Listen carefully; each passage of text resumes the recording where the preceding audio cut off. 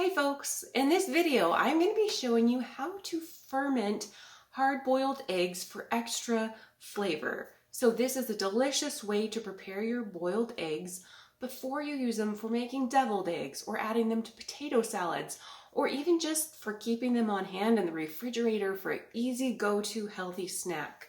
So let's dive into this and let me walk you through how to ferment eggs in nothing but a saltwater brine. Obviously, the very first thing you're going to have to do is hard boil your eggs, or if you're using really fresh eggs, you're going to want to steam them because it's very important that your egg holds to its whole natural form for this fermenting process, all right? You don't want soggy yolks floating around. So if you don't know how to steam farm fresh eggs to make sure they peel well, I will put my tutorial below on the blog. You can get it down in the description below, and that will walk you through how to steam eggs so that they peel really, really well when you're dealing with those really fresh, straight from the chicken house type of eggs. All right, we're going to boil our eggs. Here I'm steaming them really. Once that is done, we're going to run them under cold water. Cold water really helps shrink the egg inside the shell and helps them peel really, really nicely. And then from there, we simply peel and peel and peel our 1 dozen eggs. To make the brine that you're going to ferment the eggs in, you're going to need a quart or a 1 liter size jar. You're going to need salt, garlic, and some dried dill, or if you have fresh dill heads on hand in the summer months, you can do that too. We're going to measure the salt into the jar of water, and we're just going to stir it around to help it dissolve. And then we're going to add some peeled garlic and some dill seed. Before you pop the eggs into the jar, you're going to want to rinse them just to make sure all the shells come off. And then you just drop them into your water. And once it's full, push them down, make sure they're all covered.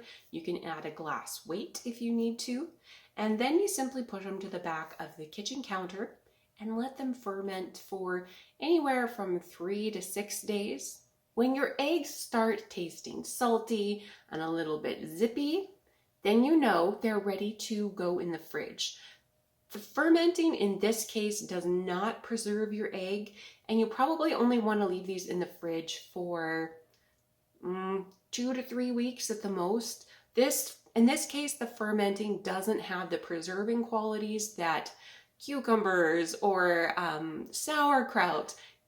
Those ones will keep for months and months and months in the fridge because of the good bacteria. However, this is a little bit different, and you don't want to leave them in the fridge for too long or you run the risk of spoiling them. Now, how do you know if your eggs have gone off? Well, you can tell by the smell. If it smells yucky, if there's something slimy on the top, you will know that something has gone wrong.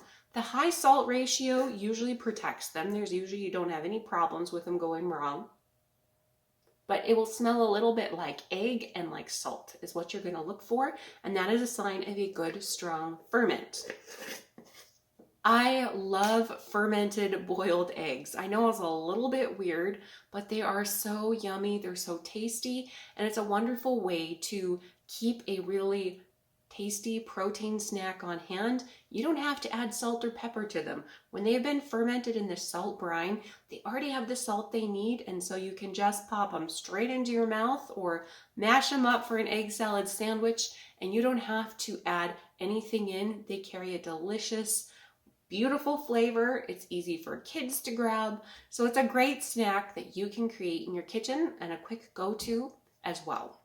So that's it. I will leave a link below to my tutorial over on the blog, and then as well some links to the ingredients and different things you're going to need to make this recipe. But it's super simple. It's a great way to go. Hope you enjoy. Questions or comments, leave them below, and we will see you next time.